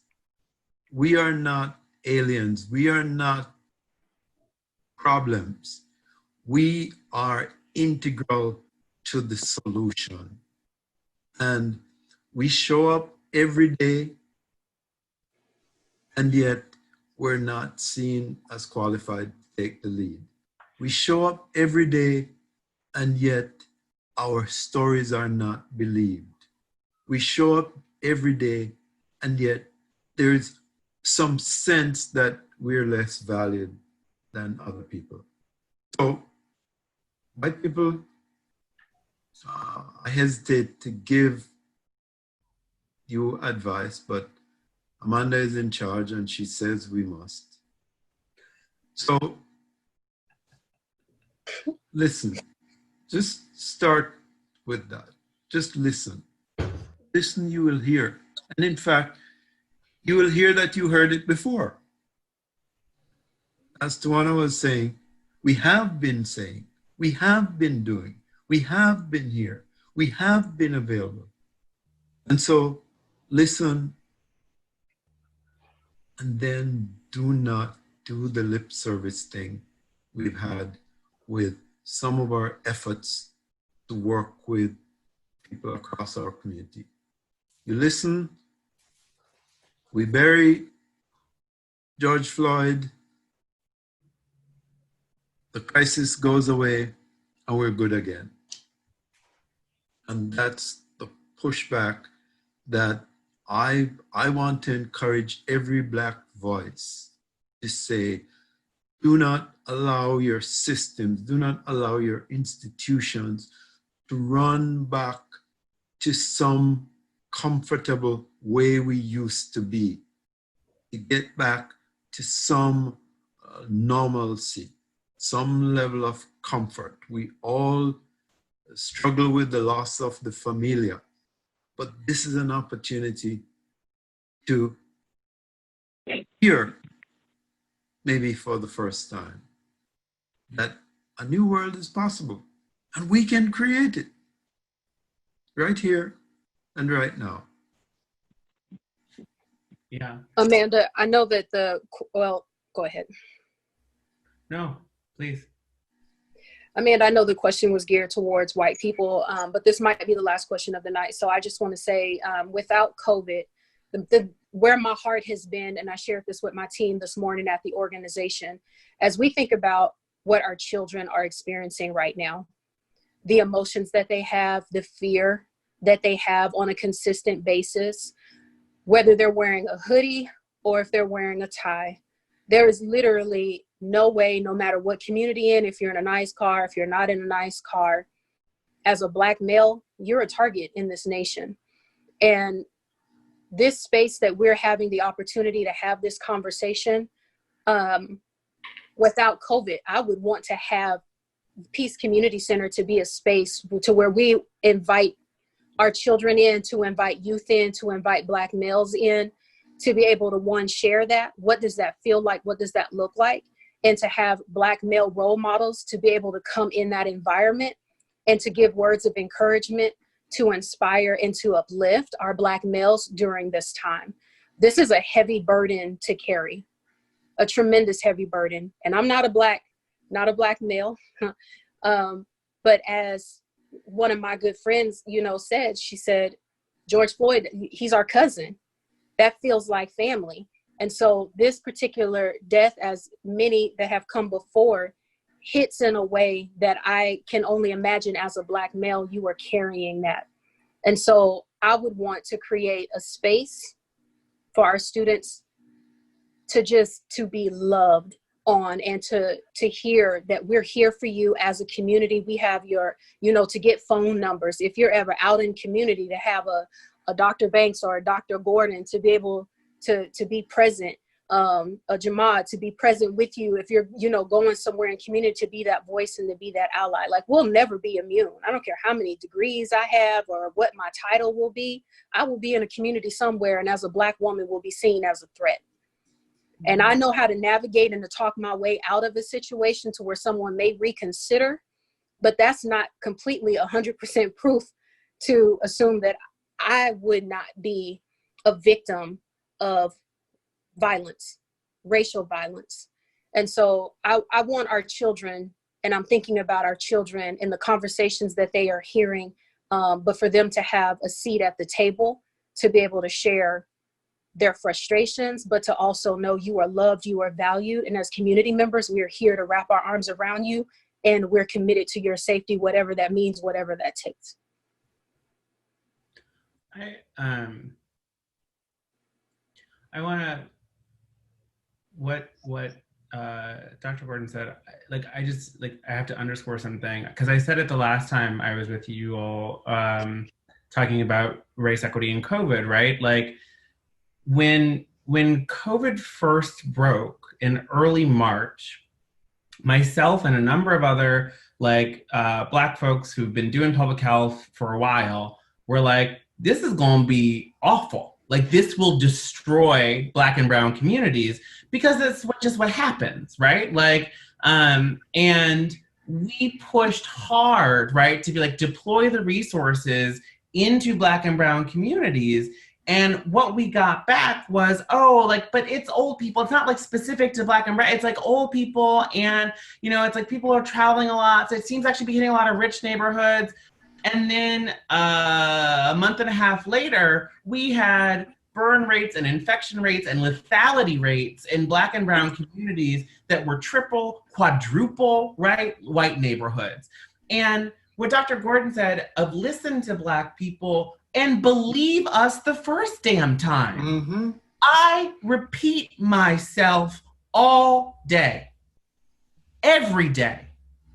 And I will also, right, I'm a psychiatric anthropologist. I'm a trained researcher. What Pam was talking about, I ran Supporting Partnerships for Anti-Racist Communities, a national study on race and homelessness, first of its kind, whatever, to prove some shit I already knew and could have told you in 2013, but ran a 5-year study about it. Because we are not believed, right? Mm-hmm. If you are a white dude, you get to show up, say whatever the hell you want, and everybody that sounds smart and right. I have to generate data. I have to amass not just qualitative data either. That doesn't. I have to do mixed methods, statistical. I have to fit the curve. I have to be able to show you the longitudinal regressions about why I'm right. I already know. I know the community knows. So if there is something that white people could do, it would be believe me the first time I open my mouth. That's it. That's all I need. The first time. Sorry. There's this quote that I saw. I was in Minneapolis early fall, and I was at this intermediary to serve young people, and the young people wrote, "Nothing about us without us is for us." And so it's don't act like you know Black community better than Black community. You know what I'm saying? We know who we are. We know what we need, And so it's it's one thing to be at the leadership table. It's one thing to lead the leadership table. And when you allow us to be in those spaces, we can give you some strategies, some ideas, some perspective that you probably aren't going to think of in your leadership when it's led by all white, and no disrespect. But if you have not lived the experience of Black, then it's hard for you to create a system that's going to be for Black and all. I'm reminded of Black Panther and the young lady calling the dude colonizer, and no disrespect, but you're going to create a system that still fits your purview. It still fits your perspective, and you have not got our perspective in that. And then you want to see change happen after that. So for real, Mark, finger snaps, listen to us the first time, allow us to be at the table as you're planning, as you're strategizing, as you're organizing. We know what we need. We know what we've been through, and we don't want to have to show up every time with trauma. We want to be able to show up with, here's what's going to help us move forward in this. And so that's just where it's at right now. I just want to kind of caveat off again what Dr. Gordon was saying. The biggest piece is listen, but also stop looking at me as if I'm aggressive. I'm tired of being called aggressive. it's always some microaggression or some way they try to twist and turn this word that I'm aggressive. Yeah, because I'm a bigger guy and I like lifting weights doesn't mean that I'm an aggressive person. And that's something I deal with on a daily basis. And again, with my colleagues, this is what I get. I get that I'm aggressive when I'm just standing around or talking with students or having conversations somewhere. I'm always seen as aggressive. So again, the biggest thing is listen. Listen to me when I'm speaking to you, that I'm speaking you the truth, that I'm trying to explain some cultural boundaries in there also. Some of your language that you're using may be abusive or truculent while you're conversating, but you may not even know you're saying it. So me telling you that this is not that type of place to use that, listen to me instead of, oh, well, you sound aggressive or you're upset when I'm trying to explain something to you. So that's something I think, again, besides the stereotyping, you're automatically stereotyped when you have coarse hair and have your hair in a certain way, or you're looking in a certain way, or you're dressed a certain way. It's like it's already negative. So again, I'm originally from Chicago, Illinois. So again, I know what it's like to literally just always get tampered with for no reason. And again, out here on the West Coast is a little different, but at the same time, it's this passive aggressive, I'm gonna put up this window of diversity, equity, and inclusion, and I took this training, but I still don't trust you. You still a threat. And we're working in the same workplace. And I think that's something I really woke up to now being, and again, freely speaking in higher education. This is something I've been going through alone, but I've been getting other people on my team helping me fight something like this that's been going on. It's unbelievable. It's sad to see it still in 2020, but I'm not going to give up on it. And again, I really got this opportunity to get some of these things off my heart and lift some of that stress off me. Just speaking of these things, and again, listening is the key, and understanding when I'm speaking to you. I want to just jump back in here because I wanted to say this to Dr. Jashon earlier. I want to say to you publicly right here that I want to show up for you and with you, because thank you. Isolation piece is a long-standing strategy. And Amanda, please help us tell white people that the notion of single representation, one foot in the door, one of us only in the room. So you get isolated. You have no solidarity. Those systems cannot work. And so I'm saying to you, Brother Jashon, and to Jamad, and Mark, when you come back out here, we show up together in numbers, Jason as well. And I'm just talking to the brothers straight up. Sisters do a better job of this than we do. And I want to just affirm that. We got to show up for one another and show up in one another's spaces so that you can't be isolated and you can't be treated as if you are a single representative. They get past you and the game's done. Thank you. Your question, Amanda. And before that, thank you, Dr. Gordon. And Amanda, your question about what would we say to white people? I would say it's time for a gut check. It's time to really ask, what is the true goal, right? And what I mean by that is your goal to bring peace, or is your goal to end racism? It's two separate goals. And I feel like when this stuff pops up, everyone's like, oh, shoot, we need to go do something. And the goal becomes to restore peace. And often in the effort to restore peace, that means that we have to find a way to silence Black people, to help them no longer demonstrate that Black people have to compromise. And it's enough, just to get rid of the tension that's here. And I feel like there's so much of that going on right now, and people want to just get rid of this feeling and restore peace. That has not served us. That's why we are still in this place. It is not a long-term strategy. Our goal is something completely different. Our goal is liberation. And if your goal is not liberation of Black people and of everyone in this country, then we're not on the same side of this. Because you will ask me and other people, and even your white peers, you will ask them to be quiet and to not speak up in your effort to obtain peace. And it's like, at what point in time do we move beyond the immediate strategy to just get back to a peaceful coexistence for some? Because like I said, this stuff doesn't go away for us, right?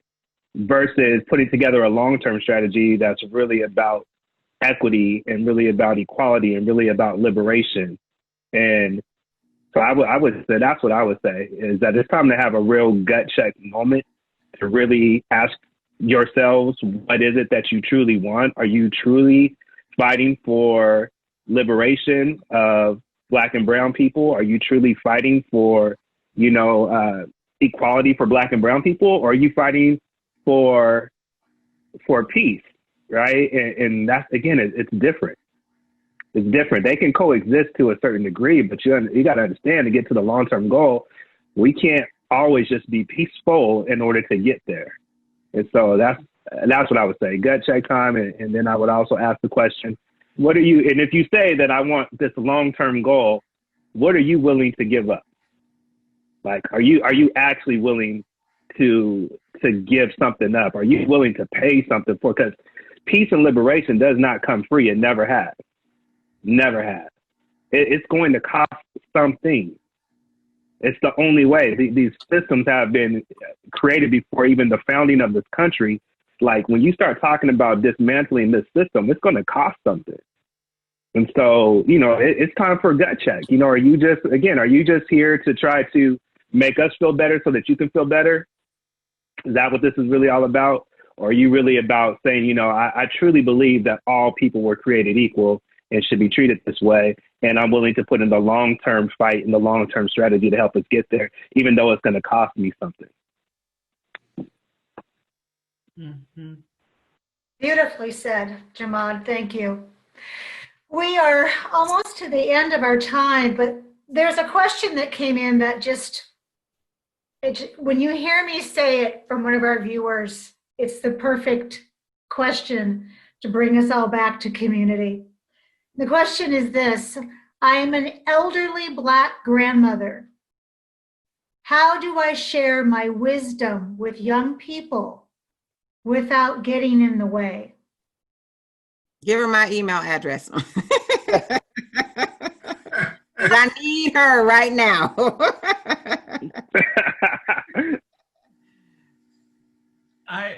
So I will take a very brief.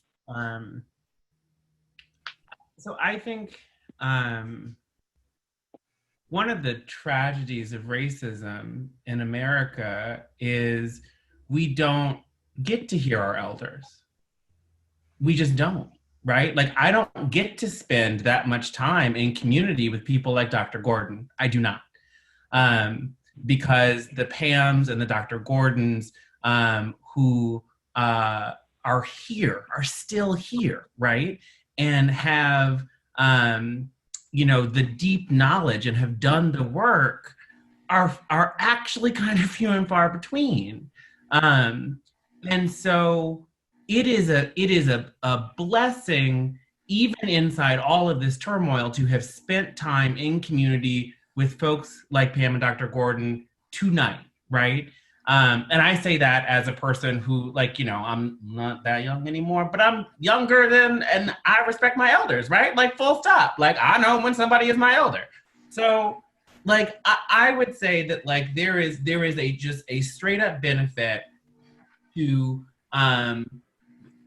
telling your story to younger Black people, right? Like just hearing, right? Like, what older folks, what my elders have done gives me fuel, gives me fire, gives me capacity, like stokes my imagination, helps me understand, frankly, right? Like there's some dumb shit I would have done if I hadn't heard that somebody had already tried it, right? Like so there's truly a benefit, and like that's not being in the way, right? Like that is just like helping to form that continuity of the transmission of that knowledge, right? Because we don't often get the chance to write it down. And our stories are not told in the way that white folks' stories are. And so it really is in community that we learn those things. So I just, like, that's all I gotta say. And I do really appreciate having been able to spend the time listening to y'all tonight. Yeah, Amanda. One thing real quick. Oh, I'm so sorry. This is real quick. For our Dr. Gordons and our Mrs. Pams, when we lose people like you, that's a library burned down. Like, we lose all of that knowledge. So I will continue sitting at your feet, gathering that information and passing them on. That's all I got. And I'm a grandma. I got 3 grandbabies. I grew up foster care. I grew up with a woman who couldn't give birth, but she mothered me. She fostered me. Mm-hmm. And she was a senior, right? And so there's this space around wisdom that's a pillar.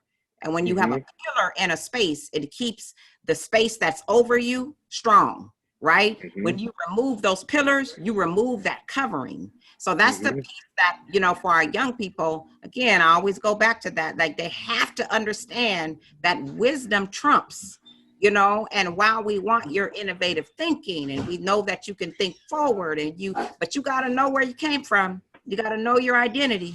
You got to know what set you up. You got to know what's your foundation.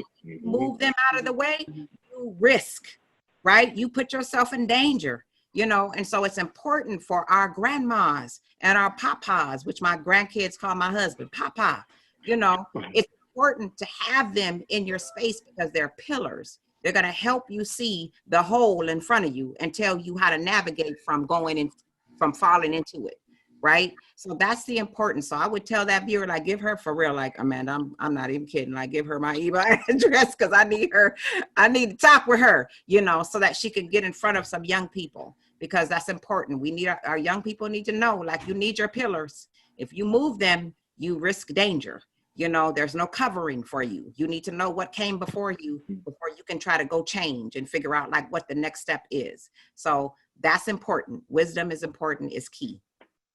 Amanda, I would add to that for us as community organizers and organizational leaders to remember the elderly in our community and to invite the elderly into the spaces that we are creating.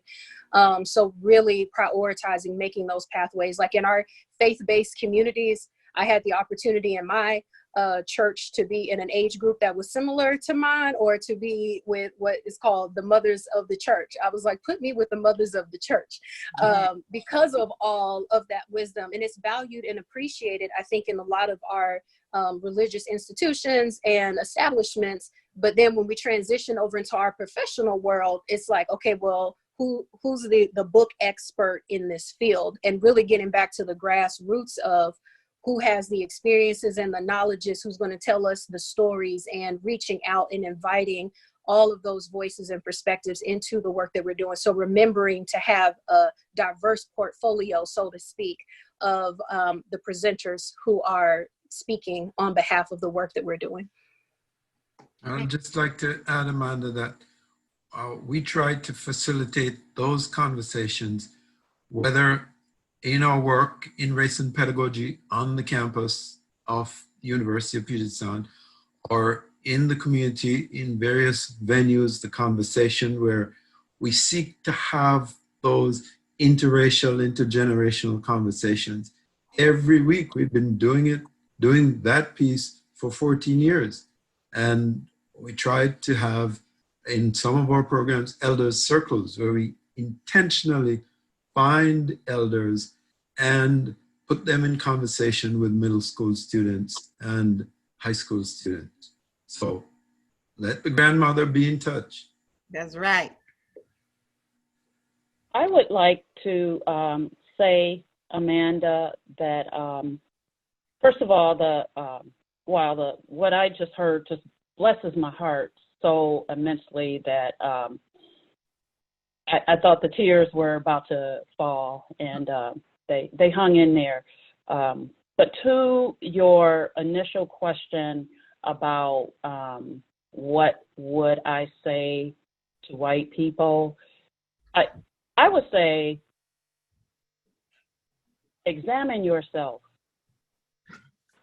and ask yourself, what is your opinion, your belief system about Black people in particular, and why do you feel the way you do?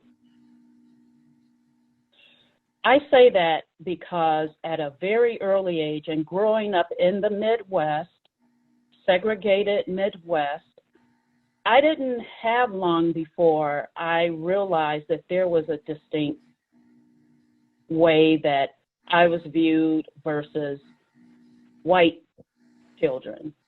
And I always wondered, why is it that white people don't like Black people? And essentially, it boils down to a belief and a specious belief that one set of people are superior to another. That's really what it's a social construct, and that's what racism is based on. A fallacy, but it's a bad fairy tale for those of us for whom the system is designed to be to our detriment. And the other thing I would say is begin reading books that really show how we got to the place that we are. And so I'm ready to have the hard conversations with people. I am ready to have those conversations. I've already said this to Jamad and several others. There are a couple of books that I would strongly urge people to read. One of them is Sugar by Elizabeth Abbott, which will open your eyes to how we got to the place that we're in, and some of the things that we heard tonight were already being set into motion during the time that the sugarcane industry started driving white people to kidnap Africans off the continent. The other one is The Color of Law by Richard Rothstein. And when you talk about the systems that are set up to be to the detriment of non-white people, this book really lays it bare. And it also made me think, as I was reading it, why would people go to such lengths intentionally to create systems like this? So I really am saying, white people, just really examine yourselves, examine what you believe and what you think to be true. And if you need to have a conversation with somebody, I'm happy to have that conversation because it's important. I am also that person. I love peace, but I want liberation. Thank you. Thank you. Twina, do you want to say good night for us? Oh, wait, go ahead, Jamad, because I don't want it to end. Go ahead, Jamad. Sorry, I'm on mute. I was just blowing a kiss to my fellow panelists and thanks and love. So thank you. I love that. Love you, Jamad. All right, Twina, take us out of here. Sure, I really agree with what Pam said, except for she has a different invitation to white folks to put more on her plate. I am in the mindset to, I am not asking Black folks to do another thing, because I think Fahren said it earlier, we could when we vote, when we drive in nice cars, when we wear the best suits, when we have the best grooming, when we have the highest levels of education, when we live in the best neighborhoods, we are still Black in America. So what I am asking is that this community bars the hatred from its heart, that we revise the culture of America. Let us be great. Thank you, everyone. Thank you, Twina and Pam. And for those of you still listening, we'll be back next week at 5 o'clock, and we'll put it out on the Facebook what our topic will be, because we may do a part 2 of this. You just never can tell. Thank you for joining us. Good night. Thank you all. Great panel. Thank you all. Thank you, everybody. Thank you. Wanna